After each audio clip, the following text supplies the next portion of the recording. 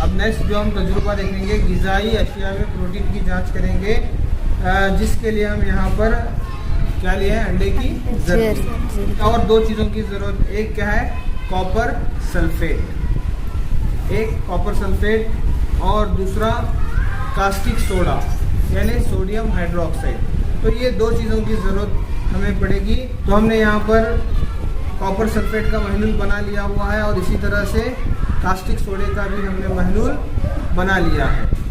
तो सबसे पहले हम इसमें कॉपर सल्फेट के 2 कतरे इसमें हम डालेंगे। अब इसके बाद हम इसमें कास्टिक सोडा यानी सोडियम हाइड्रोक्साइड के 10 कतरे डालेंगे। तो थोड़ी देर इसको हम ऐसे ही रखेंगे। अब आप देख रहे हैं कि इसका रंग किस तरह से हो गया है, जामुनी यानी बैंगनी रंग इसका नज़र आ रहा है। तो इससे पता चलता है कि अंडे की जर्दी में प्रोटीन मौजूद होता है।